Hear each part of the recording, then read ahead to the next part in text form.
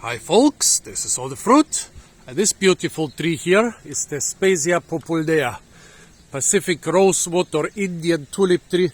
It has tons of names which reflects its importance in many cultures. It's actually incredibly important throughout the maritime tropics, I would say, and especially in Oceania.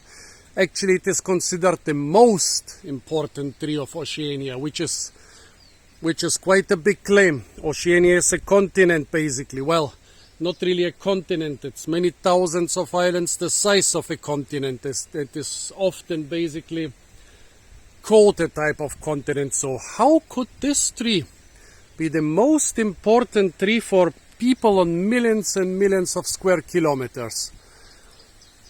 Well, it is very important for a lot of reasons. It's a debalvaceae, that means it's edible. That's a good start. Its fruit, which I don't see on this tree right now, are adapted to survive at sea for months. But despite the fact they are adapted to survive at sea for months, similar to the coconut, it wasn't really widespread in Polynesia before the Polynesian expansion about 5,000 years ago. So those people, which many would consider primitive, who, well, settled an area, well, the size of the Americas more or less, of islands often hundreds of kilometers apart, distributed it like other so-called canoe plants, which were distributed with their canoes through this giant, well, sea mass with tiny specks of islands. That means this tree must have been very important for them even 5,000 years ago. So why is it so important? Yeah, we'll come to the edibility soon. Well, if I would cover all the cultural importance, this video would become incredibly long. It plays an important part in the Sri Lanka independence movement. It plays very important cultural part in the religions and traditions of most Polynesian people. The wood, the timber is of very good quality, and the bark produces very high quality fibers. So this was basically the most important tree for building canoes.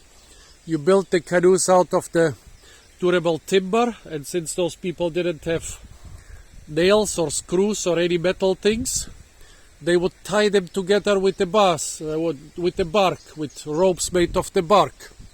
So basically, without this tree, this great Polynesian expansion over many thousands of kilometers and millions of square kilometers would have been near impossible.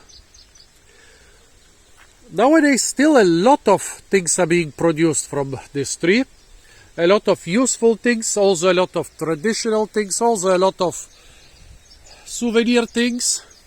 Let's get to the edibility part. Now I'm seeing some fruit here. Some overripe fruit. Well, some fruit which are basically already gone. Well, the whole fruit are not edible. The seeds are being used as a laxative. I'm a little bit afraid to try that now, so I'm not gonna use the seeds as a laxative and show you the result. However, not only the seeds are edible, actually the seeds are a medicine. Well, let's look at this beautiful ornamental tree. It's planted nowadays throughout the tropics, even in areas where people don't know how to use it. They still like to see its beautiful shape, the nice leaves, the giant flowers which change color. Look at that. First they are bright, then they become darker. Those are really beautiful colors. And you can use the flowers and the young leaves for a salad. That's what is being done in India. And right now, as I said, since I'm not so keen on the laxative, is this a fruit? Well, let's try young fruit.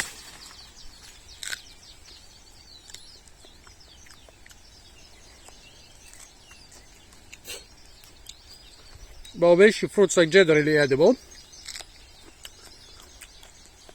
Yeah. Tastes nice and slimy like a typical Malvaceae fruit.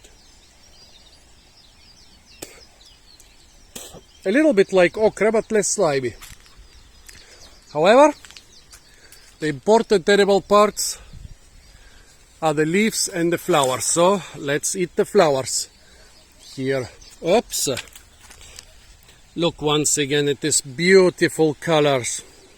The flowers change color during their development. The underside is also very beautiful. Incredibly nice plant. The young flower, nothing special. A bit bitter. Has some fine hair. The old flower,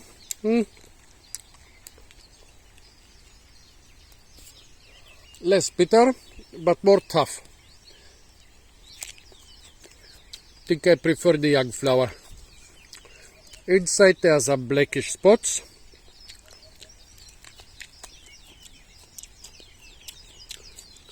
Yeah.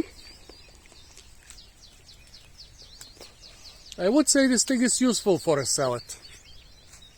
Totally. Great tree. Very useful, very beautiful, kind of edible. I like it. For folks, if you are somewhere in the tropics or subtropics and find the Spesia populnea, usually grow as an ornamental along the beach, you can go and nibble a bit on the flowers. Apart from that, stay tuned for a lot more fruit videos from the beautiful Palmetto of Tenerife, the best botanic garden in the Canary Islands by far. And of course, don't forget to like, share, comment and subscribe.